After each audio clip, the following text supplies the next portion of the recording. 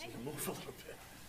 Yeah, I've been doing some plumbing work because one of my buildings. Oh, yeah, I saw that. Yeah, so they're fixing the meter, hopefully today, they put some stuff on.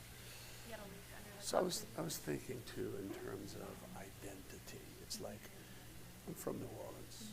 You mentioned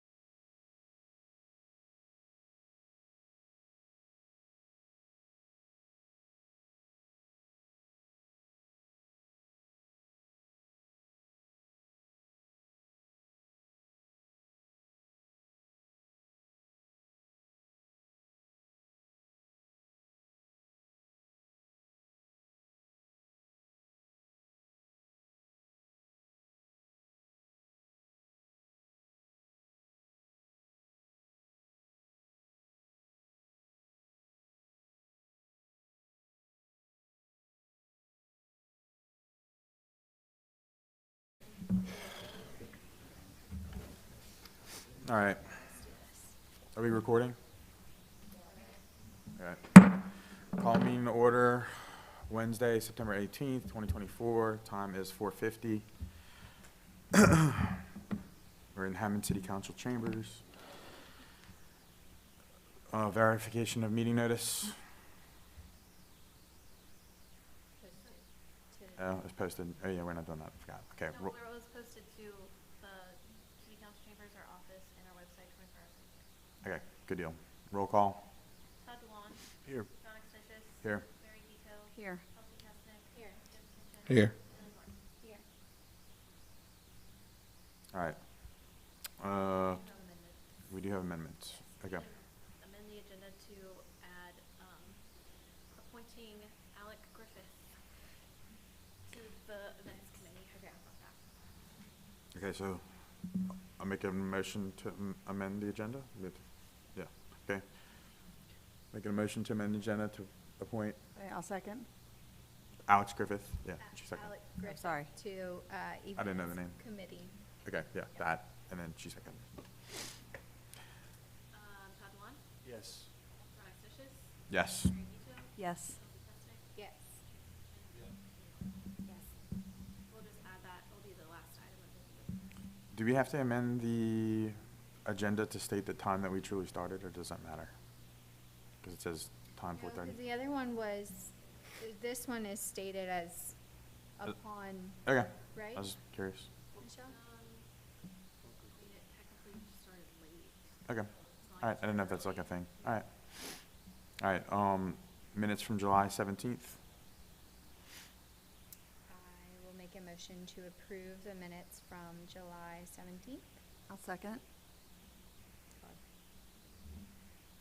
DeLon. Yes. John Exnicius.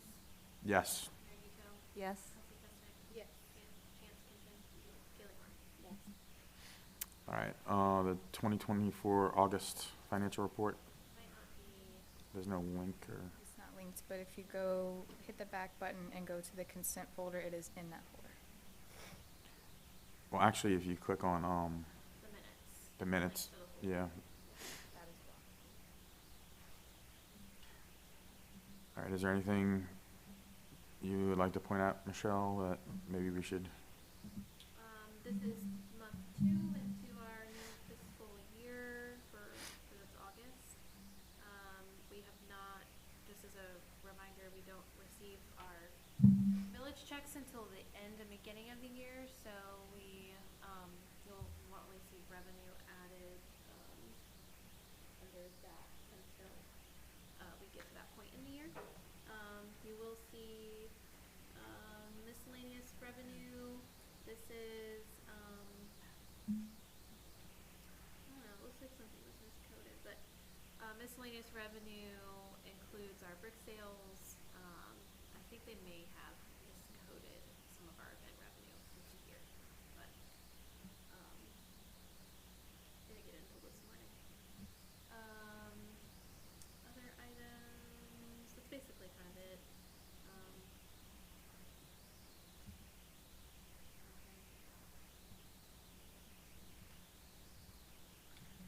All right, do we need to amend it to code this correctly? You can. So, To approve. this is a full, but, You make a motion to approve pending corrected coding. okay, I'll make a motion to approve the financial report for August 2024 pending, amending miscellaneous revenues to the proper location on this report. I'll second. Todd DeLon. Yes. John Exnicius. Yes. Mary Vito. Yes. Kelsey Kessnick. Yes. Jessica Shin. Billy Moore. Yes. All right. Director's report. Okay, just a couple of updates. Welcome sign, we still have a day on the groundbreaking ceremony. I'm gonna get to that. I promise you will. Still looking at December completion. I need to get a firm date on that. I can't quite remember with all the other projects that are kind of going on. The Marguerite altar sign was installed in the park. on the Rover Park stage. I looked at it yesterday with Jeffrey. With Jeffrey? I did look at it yesterday with Jeffrey, and it needs some work. We have not paid the invoice yet, for a couple of reasons. One of the letters is misaligned. The finished job on the paint was really not good. The way that I don't know if you've looked at it. I just saw it from afar. I didn't go look at it up close. The way that the letters were mounted, it was basically surface mounted with a screw through the front. So they're exposed screw heads, which is not the worst thing. But whenever they had to go back in and make the screw heads the same color, they just did like a high gloss spray paint over the screw Oh, heads. no. So it kind of ruined the powder coated finish. And the letters are painted black and you can't see anything. I know when we talked about the color of the letters, we said black, but in talking with Jeffrey, it probably needs to be more of like a white or like a off gray that kind of matches the color of the mortar of the brick. Mm-hmm. Who So- installed that? Do you remember? It wasn't ASI, was Alternative it? Builders. Okay. So So don't yeah. pay the invoice until they fix it. We're not. And so I at least like communicate with Roy. I was like, hey, these are like I can communicate or you can communicate. Like we're ultimately paying it, so I can communicate with them. So we're going to request those changes. In addition, we'd like to request that they put some sort of spacer on the back of the letters so that it's offset a little bit from the tubing that was installed, so that it gives a little bit more dimension and makes it a better product. I mean, granted, the donations are paying for it, but like it just does not look good in my opinion. Are they, the call has been made yet, or not? I basically sent that to Roy yesterday, and I have not had time to communicate that to the people today, but that will happen tomorrow. So hopefully they'll be able to come out, and they misaligned, like the E is lower than the rest of it, so it's like at a Oh my minimum. gosh, no. It's just like, it was just not done like super well. So that's what that is. What else here? Not really too much on city maintenance requests, but we have a lot of transportation in it, things to update y'all on. And hopefully breaking this out is a little bit easier. There's a lot of, I guess, opportunities that are hopefully converging. Well, I'm kind of like taking some of Mary's thunder. No, you go ahead. Okay. Go ahead. So there's a Safe Routes grant through the Regional Planning Commission. The Regional Planning Commission is basically the transportation development arm of our area, our metropolitan area. It includes several parishes. So they're a group that the city needs to be more involved with. As a political subdivision, we can actually submit applications directly to them, which I found out. Good to know. They are coordinating a Safe Routes action plan through a federal grant. The design committee looked at that data at our last meeting, and the Thomas and Oak intersection was identified on that action plan as one of the least safe streets or intersections within Tangipahoa Parish, actually. So they also identified, it's still kind of in draft form, so once I have like the actual like map and version, we'll take a look at that hopefully sometime in November.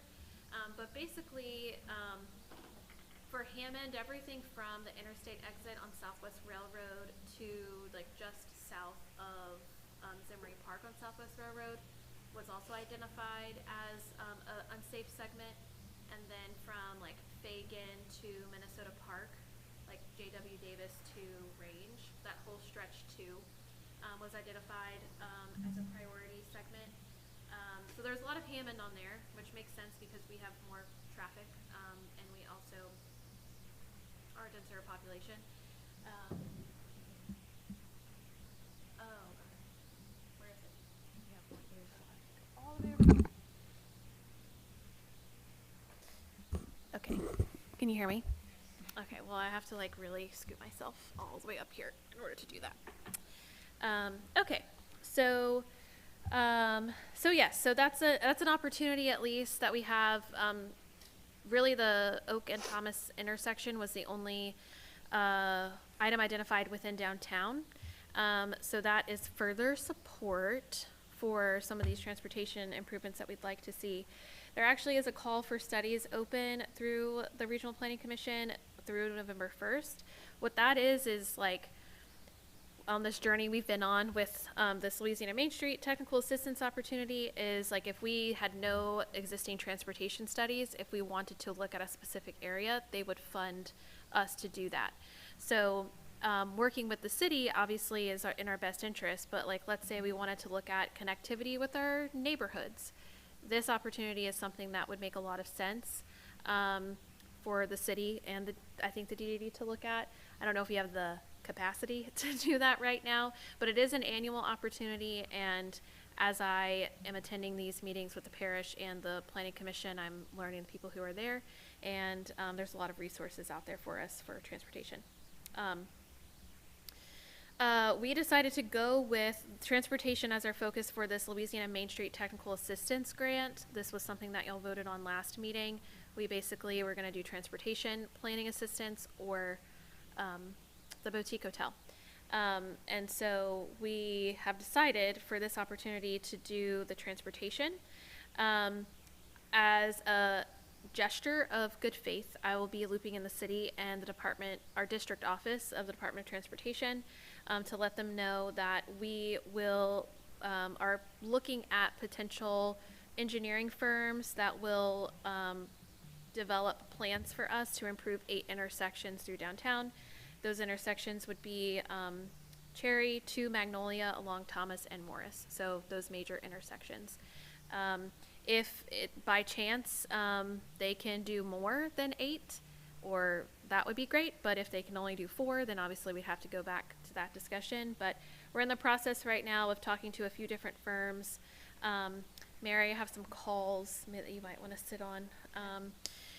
So we had gone in a couple of different directions with it.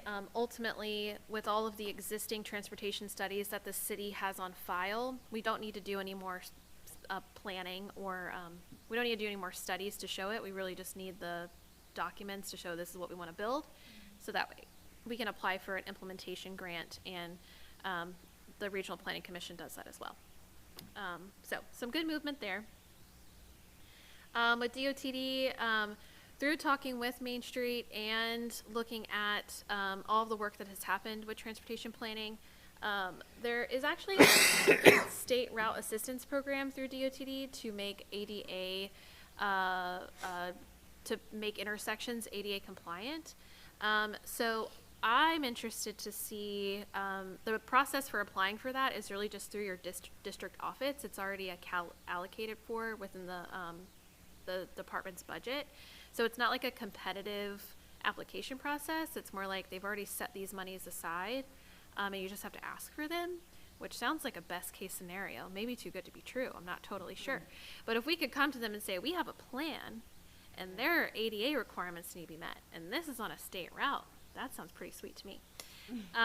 So it is rolling. It's open rolling, and also talking with our district office. That's kind of the process that they do for that. You submit your request through the district office, and that's kind of how that flows. So I'm interested to see how that shapes up. And then a program that we've talked about in the past is the Transportation Alternatives Program, or TAP. These fund pedestrian improvements, and all of our intersections would seek to do that to make it more pedestrian friendly. That will open in spring. So given that this Main Street opportunity would align nicely with potentially having some of those implementation fund opportunities opening in the spring, I think that could be good timing.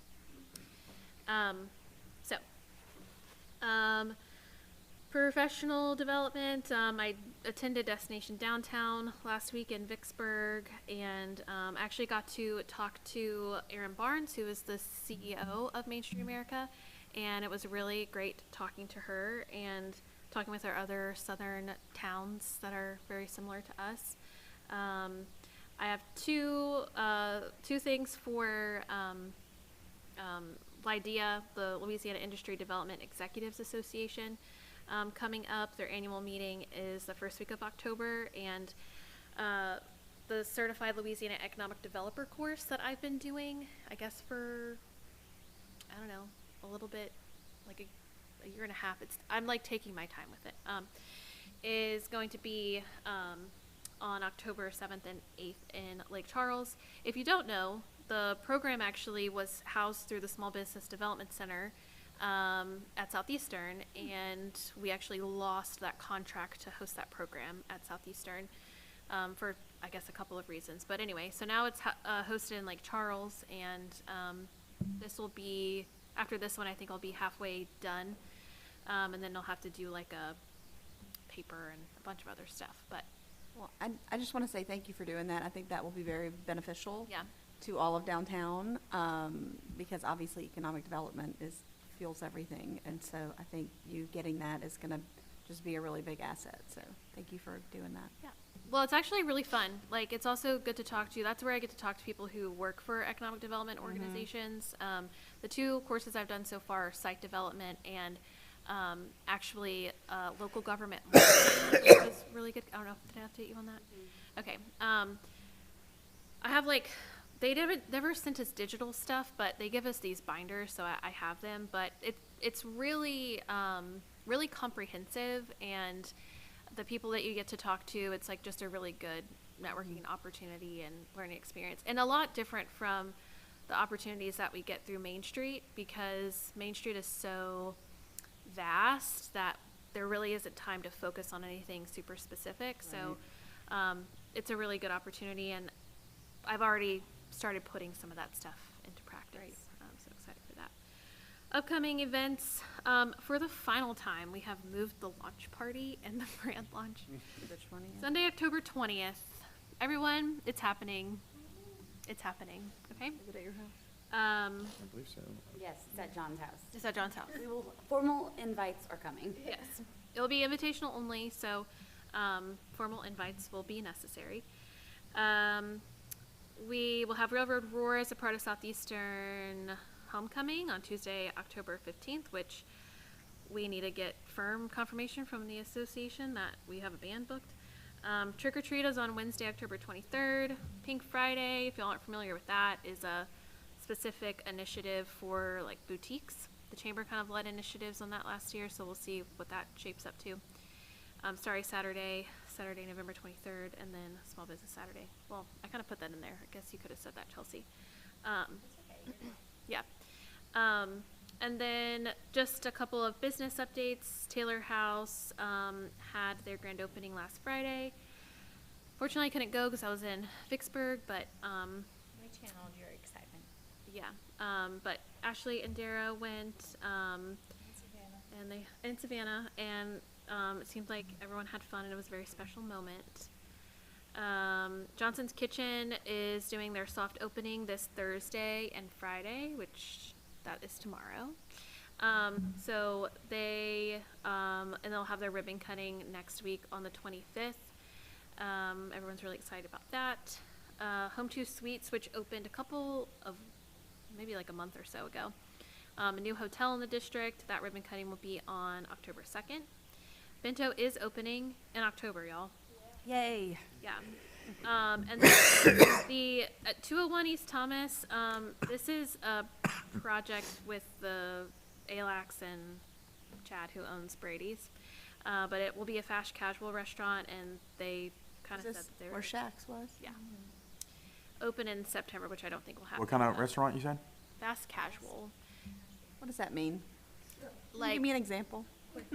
Hot Like- dogs? Quick lunch stuff. not hot dogs, but like, he basically said it would be like a lunch spot. He wasn't super specific. I think they're still figuring it out. Okay. Yeah. But it'll be fast Yeah. and casual. Yeah, so that's just some updates. Questions? Oh, the pavilion, did we talk about that design committee? I can't remember. What about it? The pavilion? Oh, The bids were it in? hadn't been bid yet. The bids hadn't come out yet. Oh, I They've- think I met with him before I left. Yeah. They did have, But it came in and it was under budget, Yes. right? yeah, So the pavilion bids came in. Well, I'll do that on my report. yeah. All right.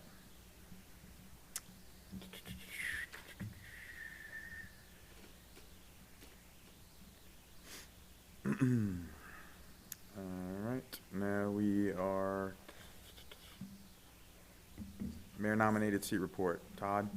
Okay, I don't have a formal report, but we do have a new city administrator, and I was unable to attend the meeting, so I would like to ask Michelle to kindly give us a 50,000-foot view of what you guys discussed at that meeting, if you'd be kind to do that.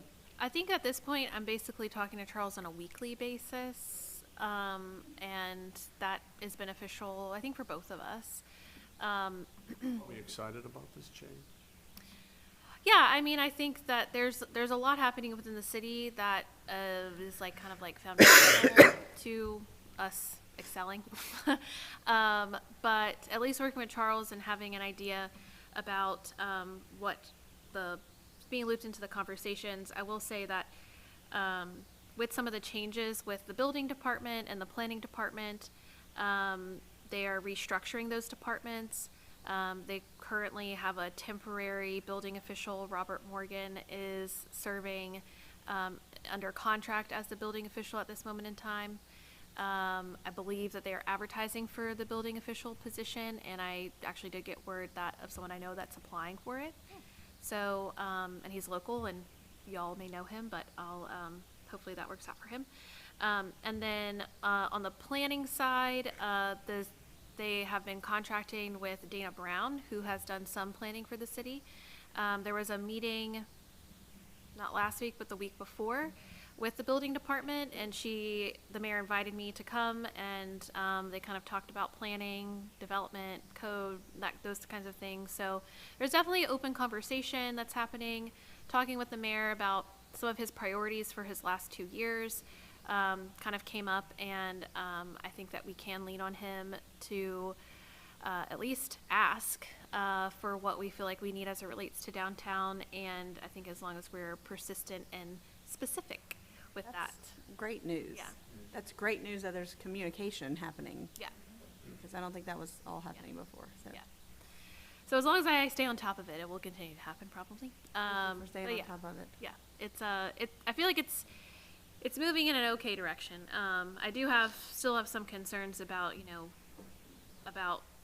how do we, the code that we were just talking about, like how is that enforced? There's really no staff like equipped to kind of do that. So it's definitely a start in the right direction, hopefully. And as it relates to these transportation initiatives, looping them into that well in advance so that it doesn't become a surprise, and we're not trying to take people's like roads or projects or anything like that. So people can be very particular about their roads, so we're going to make sure that we're keeping that in mind. Yeah, that's kind of summary. Thank you. Yeah. All right. Chamber nominated seat report, Chance? Yeah, just a few things. The passport thing is wrapping up next Thursday, so we're looking forward to seeing what kind of return we get on that. Then there's a few events. The education luncheon that was scheduled for the Oaks is rescheduled for October 14th. That's at the Oaks in Ponchatoula. And then the breakfast with Dr. Lauren C. Scott on October the 8th at Oak Knoll. Registration's still open for that. Outside of that, that's all we have from the chamber going on right now. All right. Committee reports, advertising, Kaylee? Actually, I was not able to be at the advertising meeting, so Michelle is going to fill you guys in. We had actually, we don't have a quorum, so did I tell you that? No. I can't remember. I really can't. But here's just like a little bit of a rebrand. We talked a little bit about the launch party and just kind of threw some ideas around. I'll just kind of draw y'all's attention to this document, which is the rebrand update. There is this is not like our actual URL for our website, but our live link is a work in progress every single day. Between me, Dara, and Ashley, we are populating content for the website. Like I said, copy has not been finalized. We know this. We know this. Say it again. Yes. Too many words. Too many words. Yeah. I'm gonna keep saying it, I'm sorry. This basically probably looks mostly the same to what y'all saw it as last time, but If you wanna, I'll just kind of show, look, we have like living downtown, we have apartment listings, and we have our contact information for the apartment listings here. Dara did this. Those are just like some quick examples, but there's some photos here. Well, that's nice. Michelle, Yeah. well, I'll ask you. Yeah. So like really all these pages designed with like the audience in mind. That's just like a quick example. Just one thing I'll show you that we've been working on for locals is these guides, which I'm not totally sure how, oh, I think they're, If you go to the blog, I think yeah, I it's think, showing up. yeah. I'll show y'all this Outdoor Explorer guide. So it's the first one, because I think she put pictures in this one, yeah.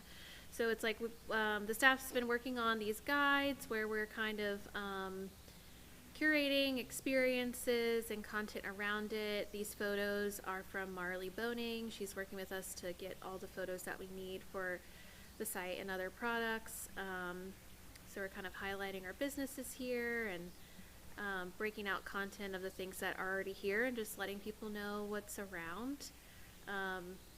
That's a big part of our destination marketing scope, is just letting people all the great things that are here. That's awesome. Yeah, and these blog posts are also going to be great for generating on Google when people are just looking for things to do, while traveling or, in the area. And then also for staff and interns taking things apart from these blog posts to make content. Yeah, that's great. Yeah. So it's all still like kind of rough right now. In terms of timeline, basically the goal is to have like all the populating done by the 27th. So that way we can get the advertising marketing committee to do a final site review on the 2nd. And then we'll look at the final site at our October board meeting. So it's all shaping up.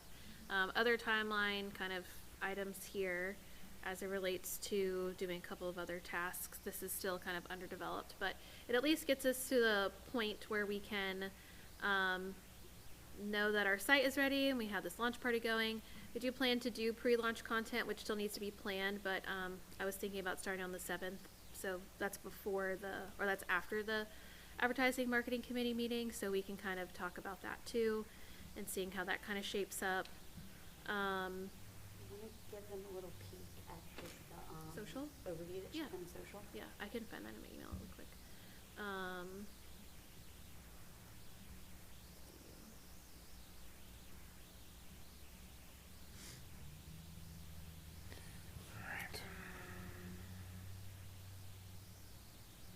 This is like an example feed. Like What of our an beautiful new grid will look like. Justice. Oh, I'm gonna do. I was trying to do like full screen, but yeah, kind of an idea of like what the feed would be looking like. With she's working on social media templates right now. That's part of this last phase, and that way we'll have like more options to kind of work with in Canva and like make sure we have a consistent look and feel for things. So a lot of good stuff happening. It feels slow, but it's all coming together. And as it relates to social media too, Ashley's been doing a great job with posting regular content. We kind of have like a loose schedule that we're following. Well, it's not loose, it's pretty firm, I guess. Yeah, it's pretty firm. A schedule that we're following for like we do Mondays, we're doing a community highlight. DDD, we're posting on Tuesdays, we're doing DDD resources. Wednesdays, we've been doing the weekend roundup so that people know what's happening on the weekends and like Wednesday, Thursday, Friday.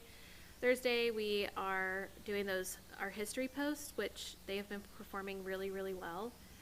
People love the history. Merchant highlight on Friday, and then just an aesthetic post on Saturday.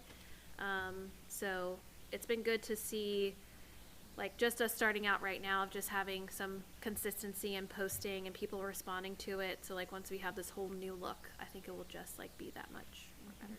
Awesome. Other things, let's see here. Of a note, we did not talk about this for the work session because I was like, I'm just going to move it to here, which was fine. Just some processes for destination marketing. As we are growing in our scope of what we're doing, making sure that we have processes that support that. So kind of using the Southern Living as a learning opportunity for us, and to see how we can more like concisely and clearly communicate Hammond, and just have like a more clear message with any media outlet that were to reach out, any publisher that were to reach out, just to make sure that we have some consistency there, so that everyone's kind of clear on like what we are submitting, at least, so that what finally gets included, whether or not we're included in that process, that we all have a good idea and have an understanding of what's going to the publishers or media. So thinking about developing a media guide, Kaylee and I talked about this. If you want to pick up this conversation at any moment in time, you certainly can. Yeah, so we just kind of discussed the process of, for example, so Southern Living, that feature, it was really cool because essentially the exposure that it gave and will give to downtown Hammond, because of the type of publication it is, was a free value that will probably show to be more than the billboard we didn't purchase. So with that being said, I just had a discussion with Michelle about making sure that when lists like this are populated, that we have a protocol to go by as far as, who are our businesses that have been here and the history, and like basically a framework that they're pulling from, and then sprinkling in the new things that are eye-catchy, but making sure that we are really showcasing the, people that have built our town, and then, being very diverse. Yeah, so kind of having just some standard language in that guide, I think that would help everybody. And it also make it easier as like outlets reach out, or as we are more proactive in reaching out, like that's just going to make that easier. Sorry, just add one more thing. So this is something that once we discussed this, we decided, like we've been doing the Google Drive for other things with downtown, so that it's accessible for anyone that needs it. We'll have like a folder for each merchant or each business, and photos of that business will be dumped in there, any write-ups, stuff like that, so that no one's having to go from scratch to get this information about a business, and it can be write-ups that businesses submit or approve of themselves, and they know what's going out there. But so all around we have cohesion, quality, and everything in one place. Yeah. And I think too, like as I've been thinking about Hammond as a destination, and just like all of the ways that we interface with it, when you Google Hammond, the search results are not super great. When you look up Hammond on Google Maps, the first photo is of like a weird pool. It's not a good look. And then when you go on TripAdvisor, it's just like really lacking. So I think that as we kind of grow into this, like we can kind of look at all of those other ways that people might be interfacing with Hammond, and making sure that downtown is kind of like the shining star. How is that linking on Google? Who's controlling that Google page? Or So the photos that are there now, like at least on my app, They're generated usually. yeah, it's like this. It's a weird pool. Isn't it? This is what it is. Yeah, I'm looking on her computer. Yeah, so it's like, I think we can either like add Can somebody have? content, like I think you can, like that's how it got there, someone added it. So like just kind of like looking at all of those types of things to see how we can, I mean, we may not be able to change everything, but we can at least add content to places. And then like our Wikipedia page, for example, I think we should put on there that we're a Great American Main Street, so I'm gonna edit our Wikipedia page for Hammond. Those are small things, but it's also like literally the Wikipedia page is linked on, like it is on Google Maps. So it's like, Yeah. that kind of stuff where it's like, when you read our Wikipedia page for Hammond, it like doesn't say it has a vibrant downtown. Like, not that it's super important, but it's like, I would like for it to be comprehensive. It is, I'm sure, LA and the web crew are doing this, but, as far as the blogs, when we're inserting images, are we like putting keywords in the back of the images? For search engine optimization, Yeah. it is a functionality of Squarespace. I will make a note of that and ask her. Okay, cause that, is something we need to either get, like, her to explain how to do, so that it's just part of the process with whoever's entering it into the blog. And she It's did, usually like a field. Yeah. Like in the builder, Yeah. and I can help yeah, there. yeah. She did do several videos of like, where to edit things in the back end. We have not got a chance to look at those yet. We actually did a training for the welcome sign on Tuesday. So like how that functionality will all work, so that was good. Forgot to mention that. But yes, we have like a whole training portion of using Squarespace and all that kind of stuff that we'll be planning to. So I made a note of that to ask. What else here? Yeah, that's basically kind of like where it's all at right now, all in progress. Great. All right. Next up, design committee. Mary? Okay, so, as Michelle said, the welcome sign, the construction has started, and what we, learned in our design committee meeting is that the DDD is actually responsible for programming what is on that digital display. So that's what she's referring to, the training. Do you want to say anything about that? Yeah, so the company is called Daktronics, and they are the sign manufacturer. Basically the process right now for someone to put a banner up on the poles is like, you have to be a nonprofit. The city kind of handles that process. But given that this is digital artwork, it's going to be a little bit more involved. So we will need to develop a process behind it, and then we got the training from Daktronics so that we can kind of see the functionality.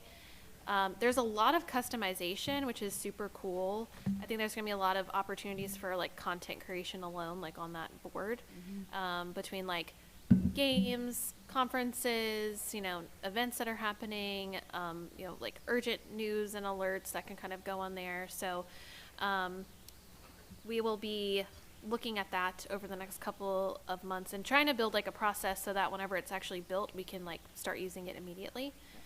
So yeah, that's kind of it. We all got trained on it, both Dara, Ashley, and me. So Great. we've all got the background knowledge. And then we also went to the city council meeting to request the $15,000.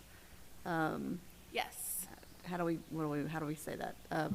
Well, so that was approved. So we pulled an additional 15 from our fund balance, and we allocated that towards the welcome sign project so that we could kind of cover some of the budget shortfalls and also have a landscaping budget. So that's already, if it hasn't been moved, it was approved.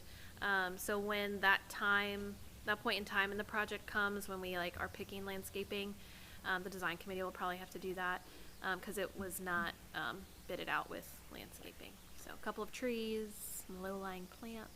Yeah, it's gonna be nice. Okay. And then also, as you mentioned, the pavilion, that's going across from Square 71 on that block, that kind of parking mall came in, the bids came in and it was within budget. And they did award it. Okay. I can't remember who the company. I don't- Oh no, it may have been Oh, Kelly Yeah, Construction. It so was Kelly. Yeah, Kelly Construction Yeah. was the company who built Road Park. So in terms of like consistency and look and material and all that kind of stuff, it should be pretty easy. I don't know what the timeline is though, Yeah. I like didn't see starting that. time, So- but it definitely will be built by next year. Okay. And then, we have on here that we're needing a motion to recommend to the city to begin appropriation of the lot at the 300 block of Southwest Railroad Avenue. Yes, so just a little bit of background knowledge. I actually tried meeting with Elsbeth last week, but the storm kind of presented some issues with that. We are talking about this lot right here. This lot right here. which, On Kate Street Seafood, right? and did y'all see our new mural? Yeah, super fun. It's beautiful, but it wasn't submitted to anyone to review or approve, but, you know, It is pretty though. but it's nice. They didn't follow the rules. So we're talking about this lot right here. The DDD has had a lot of discussion and research related to this lot to try to ultimately get it into public ownership. It is partially owned by the Kate estate, and some of those people are still around, and they're actually supportive of the city doing expropriation, which basically means that like they would like buy everyone out to kind of get it, or if they couldn't get like a clear title, there's processes that governments can take to do that, eminent domain. So it's partially owned by the Kate estate and it's partially owned by the railroad. We had looked at this lot a couple of years ago, and we were trying to figure out like if the money for Railroad Park would be spent at Railroad Park. There was kind of a dead end here, but it was ultimately because I think we just settled on spending the money where it was originally designated for Railroad Park. So that's neither here nor there. This is still not within the city's ownership. And as we look at those development opportunities that we have between this lot over here, I mean, people are already using this for parking. If we have development opportunity on this side of downtown, one thing that we do have within our control is at least preparing our public property for additional use, and finally ripping the Band-Aid off and just doing the work that needs to be done to get this into public use so that can be part of parking mall expansion. So with growth in mind, we talked about a design committee to at least have a formal position of the DDD that we want to have this to recommend to the city to begin the process of expropriation. And the hope is that eventually in the future, we turn that into a parking mall, but it could also be another pavilion. So that you've got the welcome sign and then two really nice pavilions, covered areas where you can park, but then if they want to have events, then you don't park and you make it a nice area for events. So. Yeah, right. So. And I will say, I've already spoke to the mayor about this, and he's down for it. So it's like, I don't think it's going to be a contentious thing. So can I make the motion? Yeah. Okay, so I'd like to make a motion that we recommend to the city to begin the expropriation of the lot at the 300 block of Southwest Railroad Avenue for parking mall expansion. Todd DeLon, Yes. John Exnicius. Yes. Mary Guito. Yes. Chelsea Kesnick. Yes. Chance Kinchin. Kaylee Norton. Yes. All right, next up, events. Chelsea? Yes. So Michelle kind of included the outline of our next few events in her director's report, so I won't go into that too deeply. Our last event committee meeting was focused around Hot August Stroll. There was a survey that was sent out. Overall, I guess feedback was that the event was very successful. Michelle and I met with the chief like a month ago now. It feels Yeah, like. it was like shortly after. Yeah, it was Hot August Stroll. He felt very positive about the event. He did bring up obviously some adjustments that we're going to make for next year, just around, crime, and then music within businesses ending by I think 10 p.m. was like the what he suggested. Not a lot of downtown businesses participated in the survey. Are y'all planning to do another one? didn't get I meant it. to ask. Yeah, I think so we're going to do a newsletter on Thursday. We're going to resend it out. Like your last chance to give feedback as we plan for 2025 or I something. will make sure to do that. So that will come, I guess, at the next meeting. We'll look at feedback from there. We also kind of took a poll at our events committee and asked everyone what their opinion was. And again, it was overall very positive. We discussed the possibility of bringing food trucks in for next year's event, which could create logistical nightmare, so I don't know, we'll have to revisit that at a later date. We do have a date for next year's Hot August Stroll, which will be August 23rd, 2025. And then we've already began talking about bands. We've talked about doing 3 bands next year rather than just the 2. And yeah, I don't know, anything else to add? Well, this is the first time since the board has met, I guess, since that. Is that right? Well, it was a great event, so congrats believe to all of you for all of your work y'all did. It was, I think they said the chiefs estimated 8,000 to 10,000 Yes. people. It was great. How are they getting that estimation? What are they doing? Crowd control. I mean, they're kind of like it's crowd control. I don't know. I can ask him. Huge crowds. I can ask him for his methodology the next time I talk to him. Okay. No, I'm just curious. I mean, how do you know that? You know? I mean, okay. Cool. Next up is Farmers Market, which is me. So, the Farmers Market Committee made a motion to reinstate the grandfather clause regarding their eligible products, and products that weren't permitted for sale in the market guidelines. So, which we found after talking about it were really just affecting one person who's here today.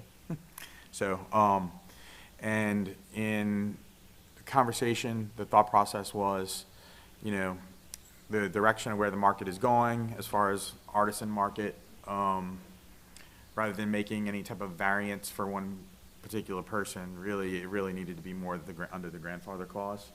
And it probably should have been, you know, hindsight 2020, it should have been looked at a little bit closer whenever, but there was a lot of things being changed, and I think we weren't focusing on that piece. So I'm gonna, you know, if everybody's good with that, I'm gonna make a motion to reinstate the grandfather clause back into the, what do we call it? The Market guidelines. Market market guidelines, thank you. Okay. Todd DeLon? Yes. John Exnicius? Yes. Mary Gito? Yes. Chelsea Kesnick? Yes. Chance Kinchin? Kaylee Norton? All right, and then the next was, there is a guideline that basically prohibits religious items. And after speaking about that, we kind of talked about the pros and cons of allowing that into the market. And the consensus was that we would revise that, we made a motion to revise that section and allow them to be included, but with the discretion of if at any point there was an issue because of it, that basically they had to be approved or. Yeah. So basically, right now, the guideline says like no religious or political items. I mean, generally, like a chapel of a southern landscape could be considered a religious item. So since there's a little bit of gray area there, just having pending screening and approval. Something else the committee talked about was having the committee chair that represents the vendor category of the product that they're serving under. Farmer, artisan, prepared food, and then meat, fish, and dairy, yeah. So there's 2 separate for farmers. One's just for produce and plants. The other one's for meat and dairy. Those committee members would be included in the interview process for those potential vendors, just so that there's more like eyes on it and more people reviewing it, more thorough discussion. You know, ultimately. The motion to revise the section D, we didn't. I mean, I do believe that political items should still probably not be on the thing. So if we revise this, is it revising just the portion for To include religious items pending screening. Okay, to include. Okay. Yeah, All right. it's So. not political. But on the line, it says political and religious items, like in the guidelines. So we could either separate that out and just say like religious items approved pending. Yeah, It I would will just- basically just say this Okay. in the change to the guidelines. Okay. So I'll make a motion to revise Section D, products not permitted for sale, of the markets guidelines to include religious items pending screening and approval. I will second. Todd DeLon. Yes. John Exnicius. Yes. Mary Gito. Yes. Chelsea Kesnick. Yes. Chance Kinchin. Keely Norton. Yes. All right, I don't really have anything else on that. Do you want to talk about anything? Did you, yeah, public comment? I was actually asking Savannah, but. Yeah. Yeah. Okay, you're welcome. Okay, we're good? Anybody? You want to say anything? You good? Okay. Okay. All right, so next up, merchant committee, Chance. The Merchants Committee, our meeting was on the hurricane, so we didn't have it. We are gonna try to have it again. I did speak to a couple of them, that wanna talk about some of their opinions of how to stroll. So I didn't wanna get into any of that without having an opportunity to speak to them directly. So we are gonna try to reschedule that meeting, if we can do it before our next scheduled meeting, in October. But we'll see how that goes. Be interested to see what Dan says. My opinion, from the hot hour stroll, the event itself was perfectly fine. I talked to the chief and the mayor the next day. I thought the plan of action by the police was very well done. And I thought that the safety of all the attendees was great. And there's some, after the technical event ended, that there's probably some discussion that needs to be had, but I would like to talk to some of them. And I know that some of the merchants committee members also want to be a little bit more involved with the events committee, kind of maybe working together a little bit more, so we need to have that discussion a little further in depth before I get any more into that. So. Okay. All right, residential committee, Todd? Yep, our committee meets every other month, and we actually did meet prior to this meeting. Michelle was not able to attend, but our committee is more informational than it is task-oriented. We're working on Because the that. residents are more interested in finding out what's going on in what we're doing in downtown.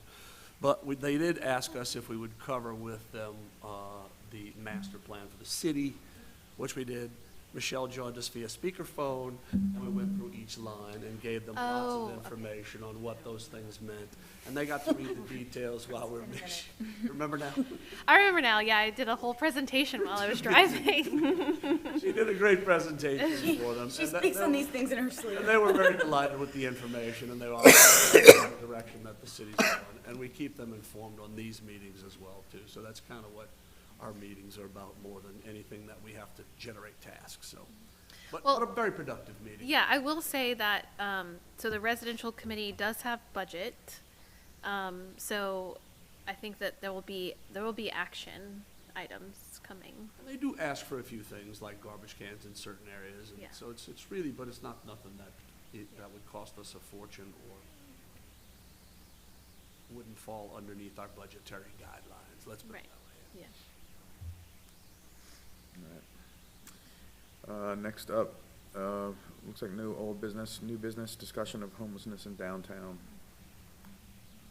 You already talked about this?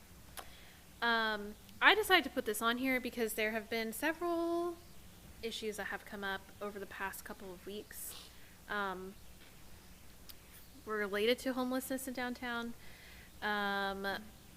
I've already communicated with the police department a little bit when I had some concerns about some congregation at the skate park creating a not safe environment for, there were parents bringing their kids there to have a good time, and there was some things going on that should not have been going on.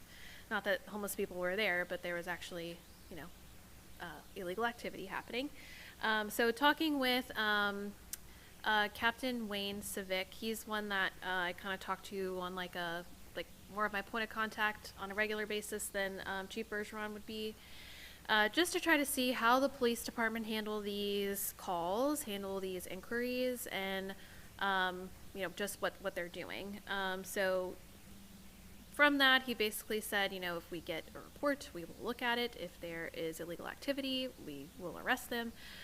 Otherwise, there's not too much else that they can do. We do have some firsthand experience with dealing with some problems in Railroad Park, and I mean, I know for a fact that there are points in time when if people are doing things that are not good, they will bring them to Baton Rouge, but that's not very sustainable. And there's a bigger discussion about homelessness in our community as it relates to the North Lake Homeless Coalition and the shelter and this Cornerstone project. For those who are not aware, North Lake Homeless Coalition is a group that is has secured property near across the street from Star Equipment. This is the address.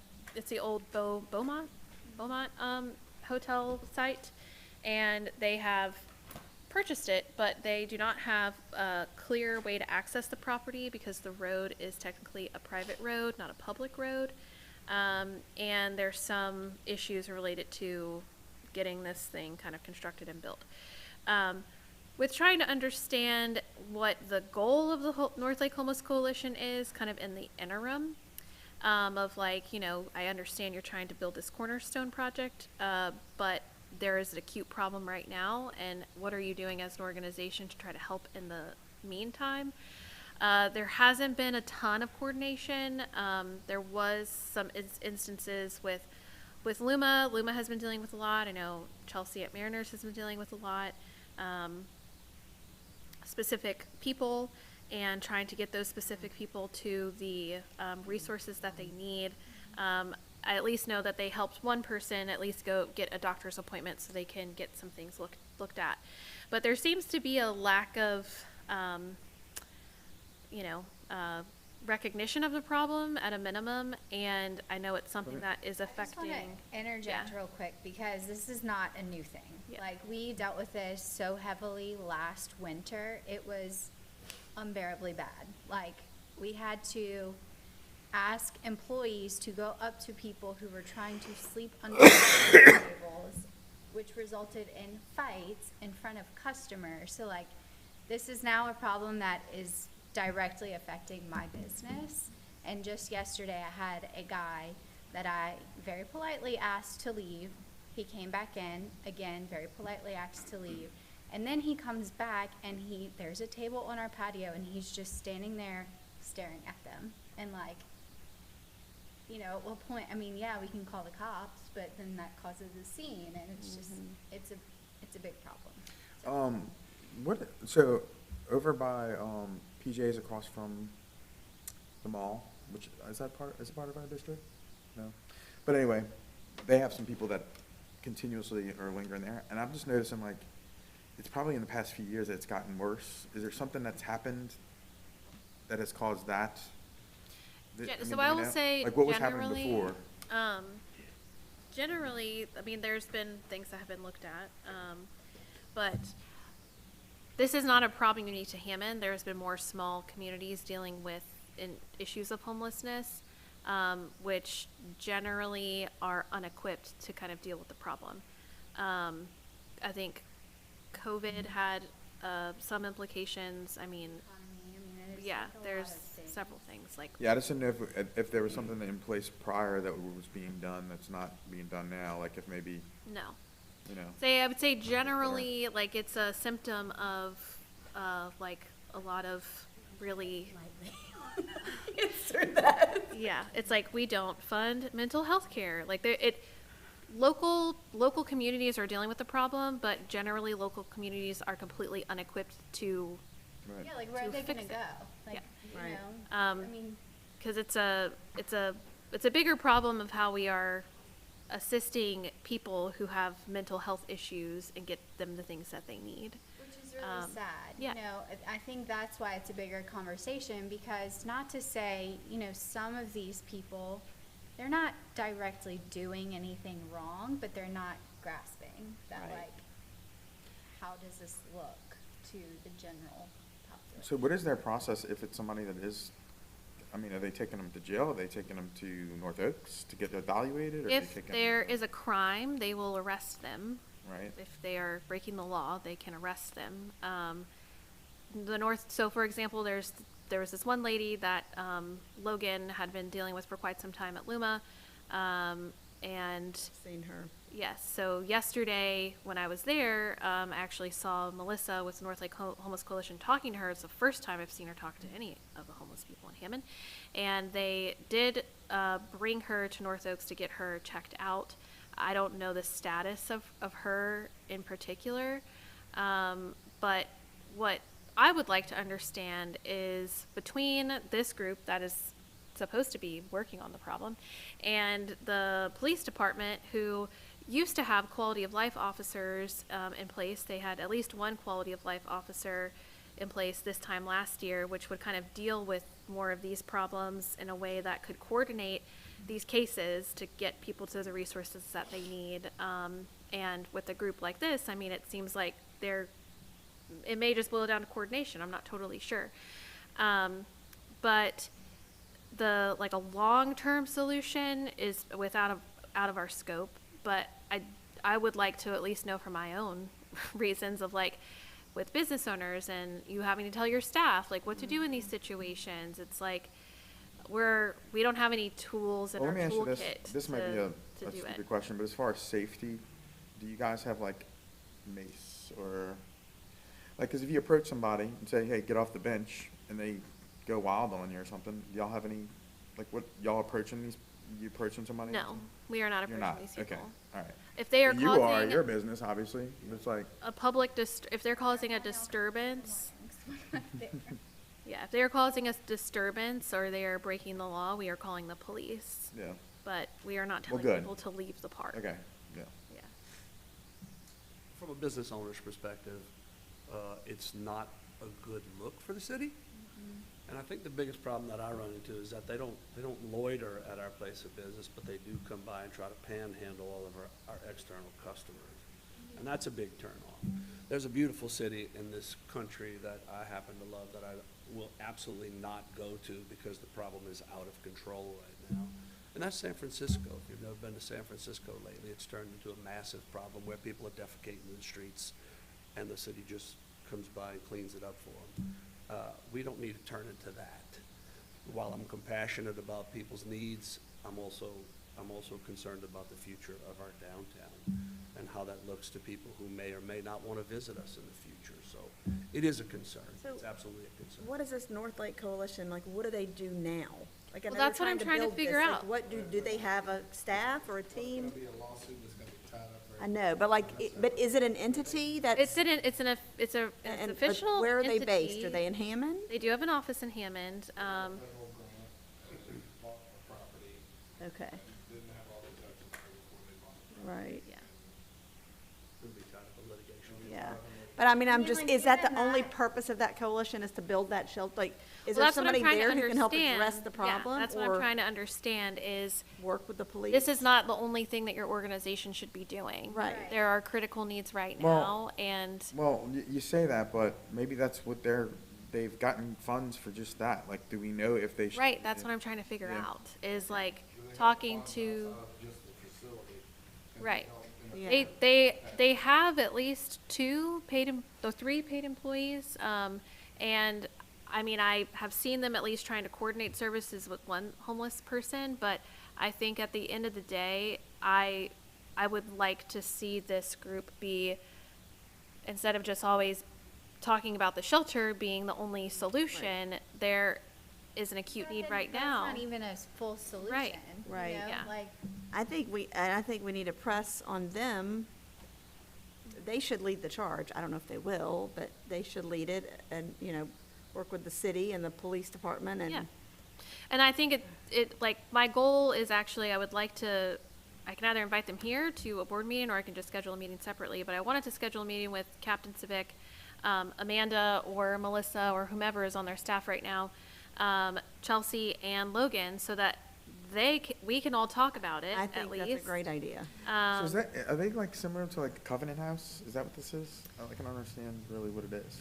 I think that's part of the mysticism, if I'm being honest. From what I understand, John, is that it is a housing facility, but they say that their focus is rehabilitation, so getting these people the resources, like whether it's training or jobs, to hold jobs, like healthcare, getting them checked out, anything like that. But we don't know if they're doing any of that work right now. Like, that's kind of part of the problem. I mean, this is their website. But I guess like the bigger question is like, what is the solution? Like, Right, but that's something I think that a coalition like that should be able to help. be able to help They do do. have a tab on their website that says the solution, so we could look there and see. They sure do. Okay. I would say schedule that meeting, don't wait for a board meeting. Yeah. I would say try to Yeah. schedule that meeting and, But maybe follow up with having them come to the board meeting. yeah.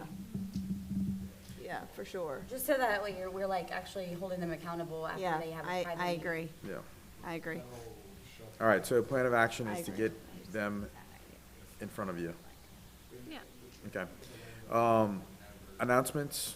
Anybody have announcements? You have announcements? Okay. Nope. All right. Any public comment? Public? All right. All right. Well, meeting adjourned. All in favor, say aye. Thank you. The ayes have it. All right. Okay, I'm gonna see you, Chance, about that pricing.